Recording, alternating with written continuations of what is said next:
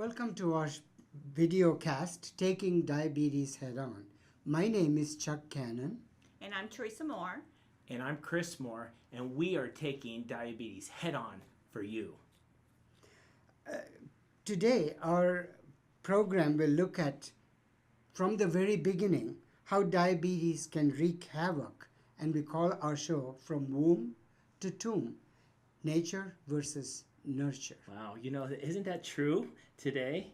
And you know what the special part of today is that Diabetes Alert Day is coming up. And truly with Diabetes Alert Day, we all need to understand what this means for diabetes from womb to tomb and nature versus nurture. What do you think, Therese? I agree. It's going to be a good time to have this show up. Well, absolutely. This show is excellent. Thank you, Dr. Cannon. And thanks. And I think it's relevant because diabetes casts a huge shadow, a shadow that spans generation and covers decades, if not years. And the shadow of this is so dark, so deep, and so diabolic. And we want to start by saying this starts long time before we actually diagnose the disease.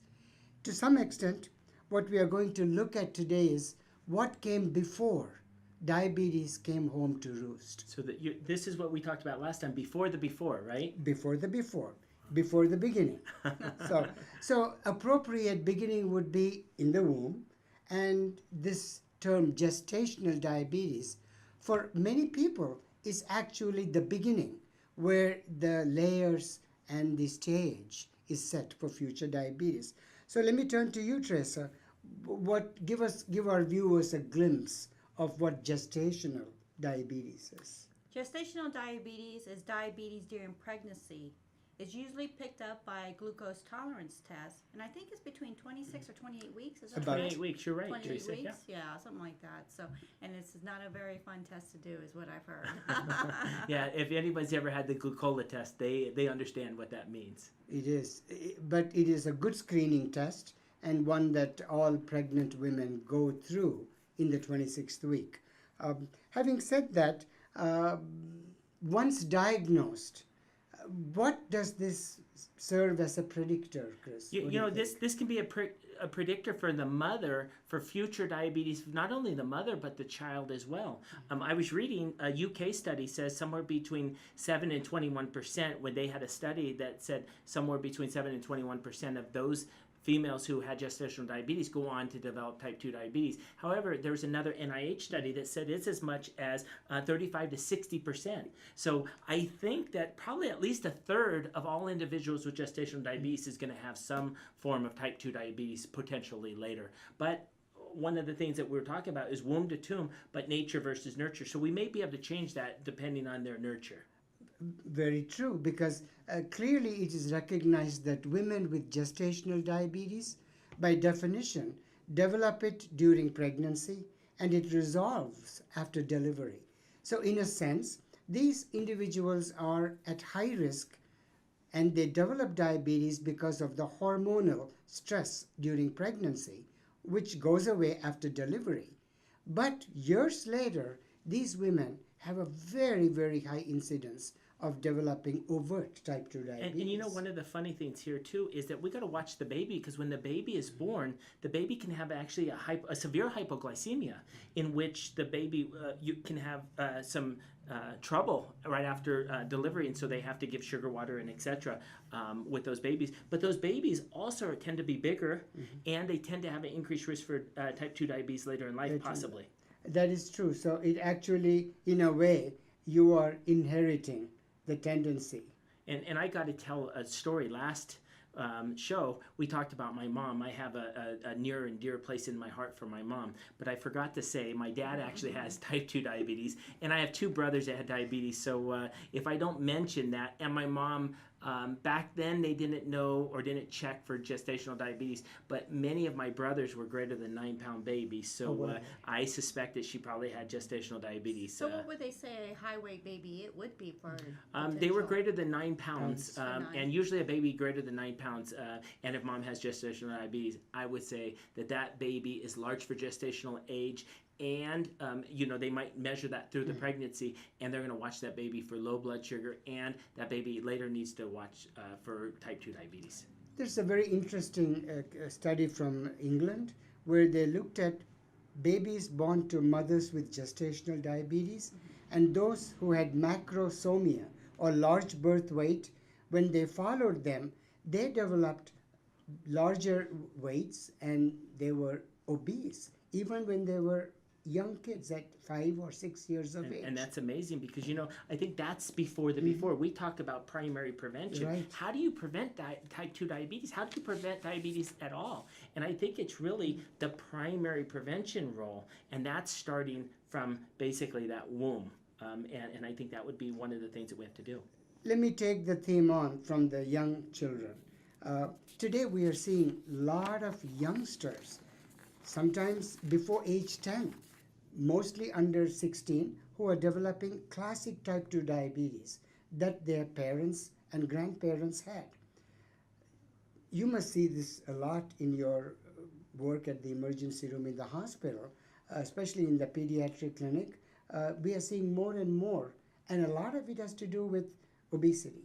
Absolutely. Teenage obesity is unraveling with such a rapidity. And the problem is nowadays, kids are just in front of the computer, watching TV, playing video games. They're not outside playing football, running around like the old times. And the nurture goes to over nutritiousness. Yes. Probably not exact good word, but at this point, we really need to say that we're highly nutrient rich, so to speak, and high calories. And I think that's really what's causing the problem. What do you think? Nutrient rich and quality poor. Yeah, absolutely. Yeah, unfortunately. And we were talking about the big D or big M leading to the big D, but I think the weapons of mass expansion truly are fast food, and we're not Sugary drinks. Yeah, sugar drink, fast food. There's so many different things now, but the calories. When somebody's really sitting down and saying, "Okay, I'm going to take X number of calories," and they work towards it, it's hard to get those calories if you're choosing them correctly. But when you're not choosing them correctly, you might look at the end of the day and say, "Oh my God, I went to a buffet, and I had 6,000 calories just for breakfast," and that can happen. And the sad thing is when a child or a youngster or an adolescent comes in with type 2 diabetes, unfortunately, many of the drug options we have for adults, they are not applicable to youngsters because the FDA does not approve many drugs that adults with type 2 diabetes can take.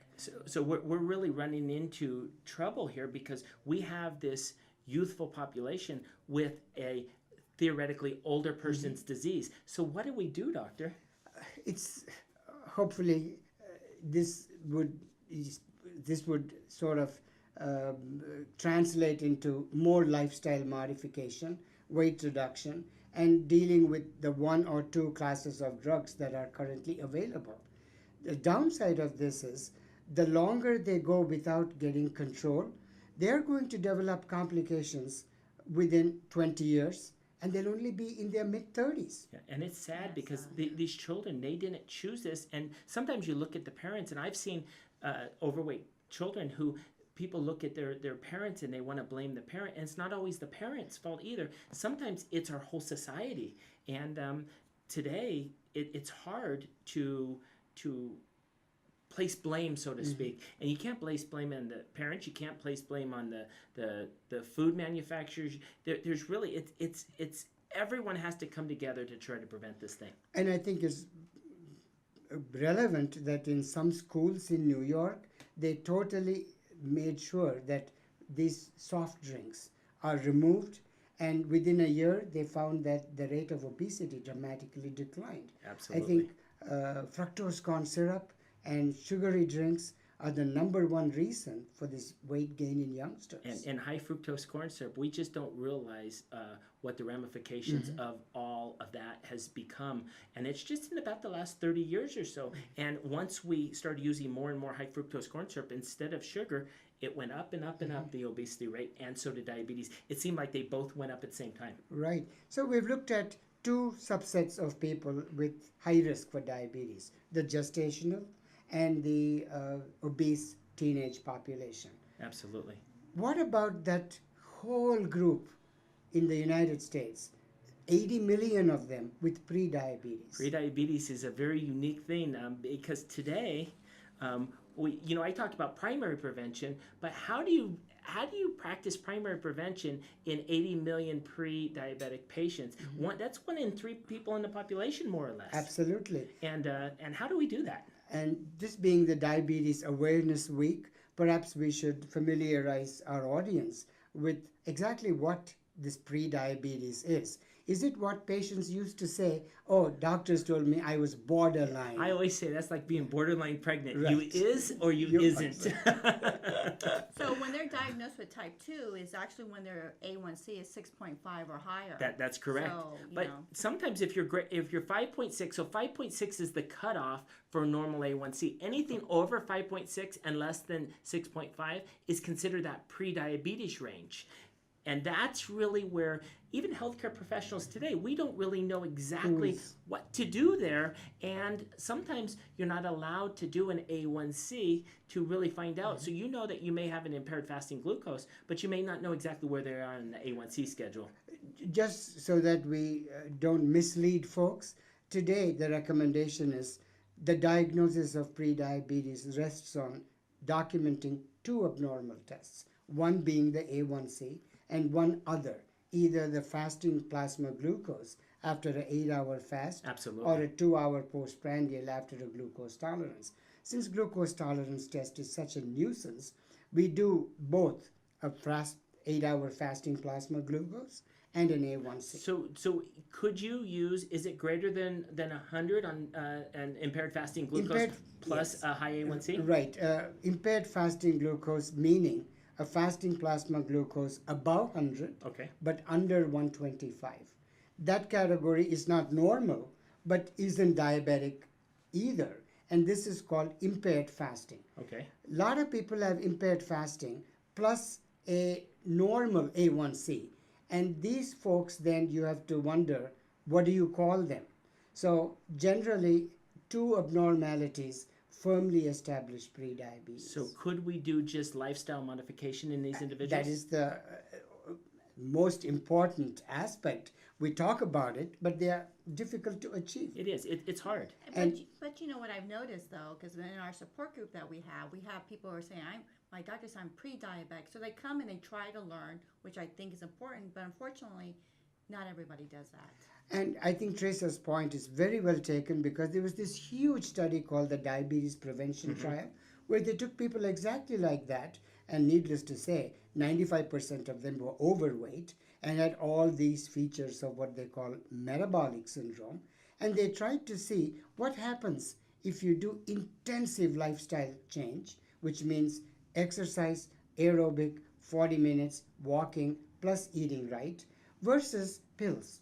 And they did, if they could stay with the diet, they did better, correct? They did much better than any pill. The pills that were given did help, but nowhere near lifestyle modification. True. So I think these 80 million people that are out there with this diagnosis of prediabetes, sizable number of them are going to become people with overt type 2 diabetes. Absolutely. And I think prevention is where it's at. And currently, there are no FDA-approved medications. And that's the funny thing, because I knew you were gonna go there. So I really looked to see if I could find any FDA-approved medications. Even now, we do recommend, and it is recommended even for healthcare providers, that we start metformin early. The issue is it's not FDA-approved. There is no FDA-approved medication that says this is for prediabetes. Although we use some different medicines off-label, and we're expected to do that if lifestyle modification has failed.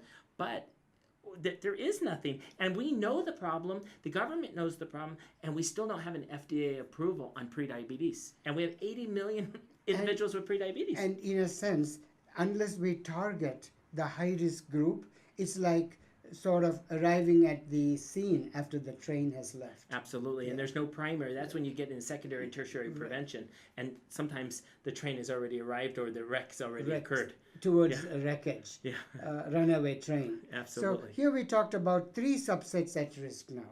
We talked about the gestational diabetes, we talked about people with adolescent obesity, and we talked about prediabetes. Now, Chris, in your practice, and you've referred a lot of patients I send to me, a lot of patients to you. with people who have prediabetes in a different form coming to you with hormonal problems. Yes. PCOS is what you're probably referring to. So there is a condition called PCOS, which is basically polycystic ovarian syndrome. And with those individuals, what we see is a higher body weight. I usually see a high lipid, their lipid panel is high. Their A1C is creeping up to prediabetes. They are amenorrheic or do not have a period. And they come to me and they're asking me what's wrong. So I started to look and I'm like, this is polycystic ovarian syndrome, or in some fashion, this is a prediabetes state. So they asked me what the treatment is, and I've asked you, I go down and I say, Dr. Cannon, what truly can we do? And the number one thing you say is lifestyle and weight management. If you would do that, Chris, you might be able to reverse a majority of this. And I say, but they may not have all aspects of PCOS. And you say, but Chris, this is one of the many variants that PCOS comes. It roars its head in thousands of different ways. And I think that's something that, again, shows that those people with PCOS may actually become diabetic later. And I think you see a lot of that. And metformin is well recognized Absolutely. as a treatment there. So this being Diabetes Awareness Week, how do we diagnose diabetes? And who should be screened in this important week? My theory, and I have great theories. One is barring all dollars and cents aside. Anyone over 45 years of age, anyone that's obese, has a high family history of diabetes, maybe have an impaired fasting glucose. I think we should not only do fasting glucose, but I think we should get an A1C and we should screen them. There's also, I was looking, diabetes.org actually has a type 2 diabetes risk test. Good. And so with Diabetes Alert Day, I would say that if you go to diabetes.org and put in the diabetes risk test and take the test, if you're at high risk, I would go to your healthcare provider and ask them to screen you for type 2 diabetes. And with that being said, if you have family members that have type 2 diabetes and you have a high suspicion from obesity, maybe a high waist circumference, so for a female greater than 35 inches, for a male greater than 40 inches, with those individuals and having obesity and maybe urinating too much or actually having excessive thirst, I would get tested and I would go ask your doctor and just say, hey, I have a great suspicion I have diabetes. And in that setting, as Teresa pointed out, if you got an A1C over 6.5,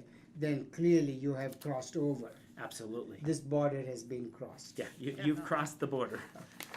Absolutely. So, I think more and more people need to be aware that we as a country as a whole are at high risk for diabetes.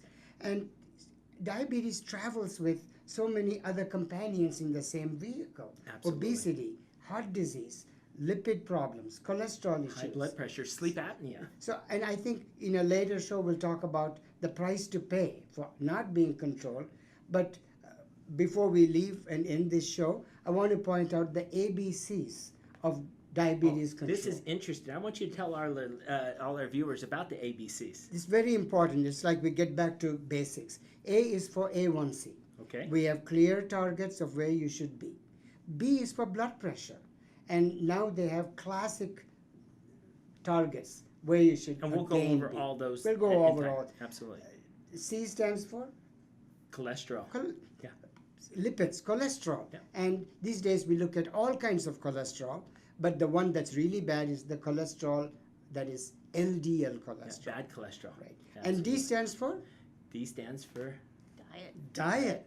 how do you control any of this Any through of this diet? without it. Yep. And of course, diet is the word nobody wants to hear. But I'll tell you, they are talking about changing the name of diabetes, type 2 diabetes, to diabesity. Obesity-related diabetes. So D is for diet and E is for exercise. exercise. And some people will say, And you can do an enteric-coated aspirin. if okay with- if you have high risk for heart Right on. disease. If okay if with you're- your if healthcare okay provider. with your Check health with your healthcare provider. Absolutely. But you know, I think what we need to do first is tell what A1C is. Some people might not know. I think that's a good place. So you want to tell us? It's a glycosylated hemoglobin. Basically, it's your quality of life number. It says if you're speeding out of control or not towards diabetes complications. So remember what we said is if you're 6.5 or over, you have diabetes. So you're trying to strive for under 6.5. And when you're doing that, what you want to do is if you're over, you and your healthcare provider will get your numbers down, and basically you'll be slowing the car down, and it will be more controllable. And that's the way I look at it. Another way I look at it, which patients understand better, is like everybody knows a report card. When they go to school, every 3 months you get a report card. Same way, the A1C test is a report card for your last 90 days blood sugar performance. If your last 90 days blood sugar performance was good, at goal, your A1C would be a good goal. Unless you're Teresa, and what she used to do is hide a report card from her parents. So don't do that with your A1C. Right. So we give them this report card every 3 months, and it's a good motivation to show that you are performing well. It's a strong motivation. You're And absolutely you right. know, a simple blood glucose here and there, a finger stick, is a moment in time. The A1C is a collected, integrated glycemic burden. But I think later on we'll need to go more into details with A1C. What it means What it and- means, because you can have a great A1C with bad number. But it's control not means control. different things to different Different people. people. Right. So And that's what. it's one of the markers that are amongst many, Yeah. Right. but it's one good marker Good that marker people to understand. understand. Right. So, But we'll have to go more into so details. I think also that your blood glucose numbers from moment to moment is something that's important. So those are things that we're going to talk about in about. time as well. So I think we are close to the end of our program. I think so we are. once again, thanks for watching. I am Chuck. I'm Teresa. And I'm Chris. And remember, truly, we are taking diabetes head on for you. Make sure that you come back and join us on our shows each and every time that we have an episode, because we're truly here for you.